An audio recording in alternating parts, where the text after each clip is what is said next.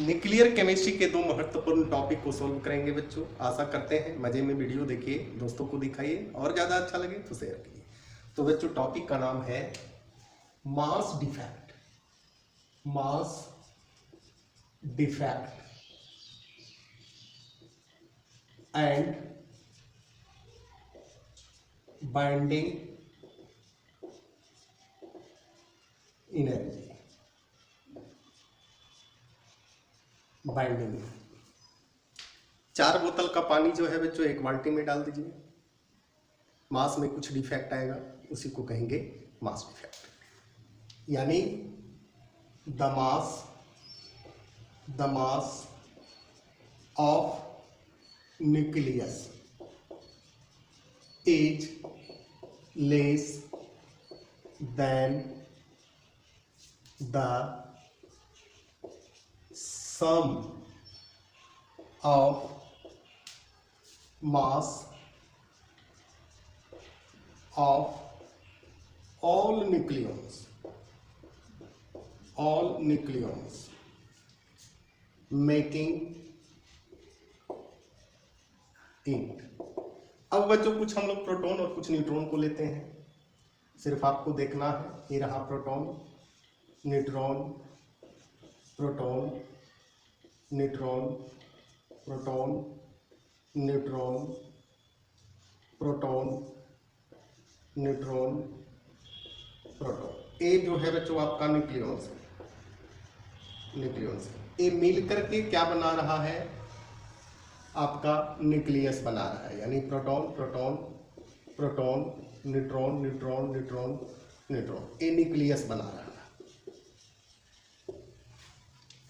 तो कहता है कि न्यूक्लियस का जो मास होगा, मास ऑफ न्यूक्लियस, वो न्यूक्लियॉन्स के मास से कुछ कम जाएगा, कुछ कम जाएगा। यानी मास गया कहाँ, तो यहां लिख दीजिएगा सम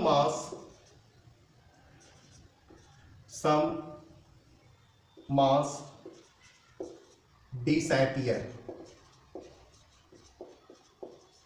disappear during the formation of nucleus।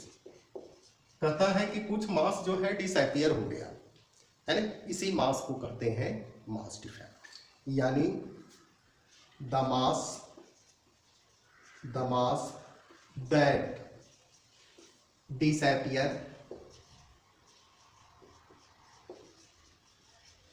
Disappear is termed as mass defect। अब कहता है जो मास डिसअपियर हुआ गया कहाँ, तो कहता है इसको और में कर लीजिए, energy released during the formation of nucleus। यानी वो जो मास डिसअपियर हुआ वो एनर्जी में कन्वर्ट हुआ और वो न्यूक्लियस के फॉर्मेशन के साथ साथ एनर्जी जो है बच्चों आपका रिलीज हुआ है ना। अब यहाँ ध्यान देंगे कि मास डिफेक्ट को इस प्रकार से रिप्रेजेंट करते हैं। यानी mass of nucleons minus mass of nucleus हो गया, मास ऑफ न्यूक्लियस। अब बच्चों इसको इस प्रकार से भी लिख सकते हैं, मास डिफेक्ट बराबर कोई एलिमेंट को ले लेते हैं x, इसका प्रोटॉन जो है z है और मास इसका a है ना। अब कहता है कि ऑल प्रोटॉन का मास लिखना होगा, तो क्या करेंगे, z m p प्लस जितना भी न्यूट्रॉन है सभी का मास लेना होगा। और न्यूट्रॉन कैसे निकलता है, तो a माइनस जेड ऐसे निकालते हैं। तो क्या हो जाएगा, a minus Z M N. अब क्या होगा, मास ऑफ न्यूक्लियस। ये हो गया बच्चों आपका mass defect.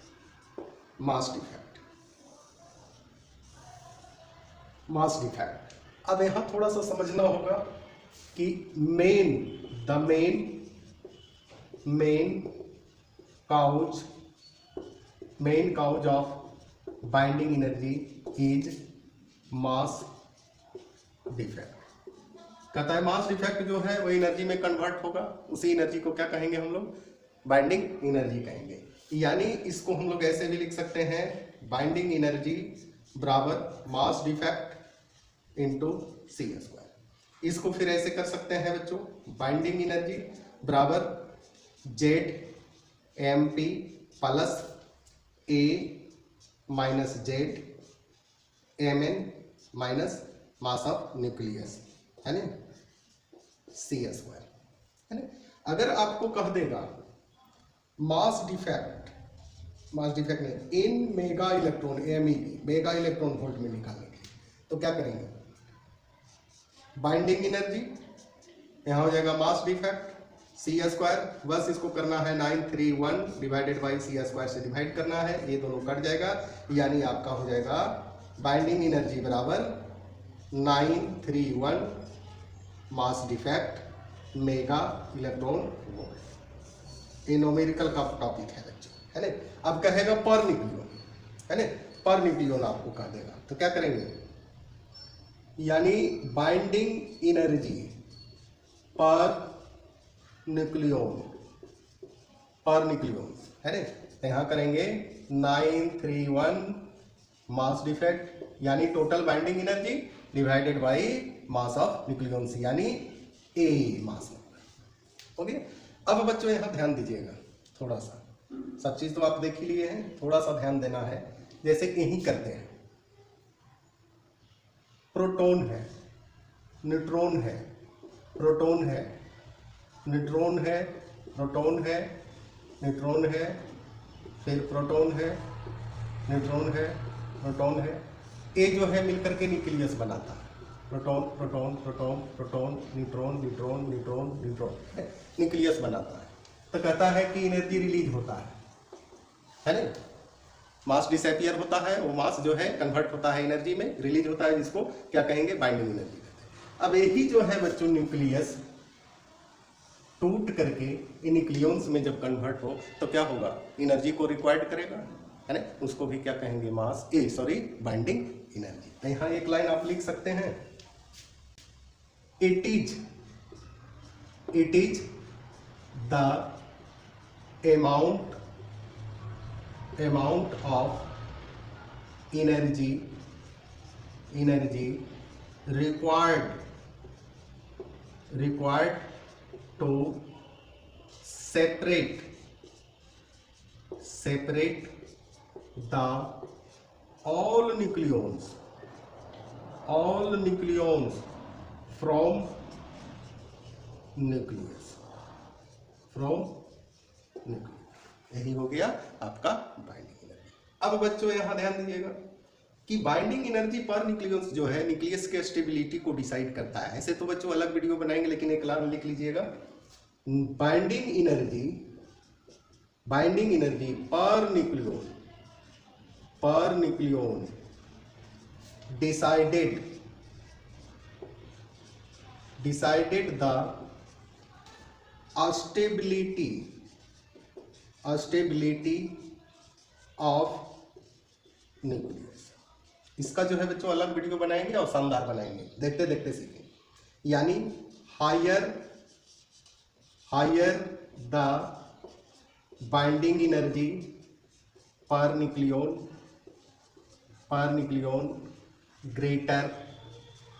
greater will be the stability of nucleus. यानी आयरन जो है बच्चों 26 नंबर, इसका मास होता है 56, मोस्ट स्टेबल एलिमेंट है क्योंकि इसका बाइंडिंग एनर्जी पर न्यूक्लियंस ज्यादा होता है।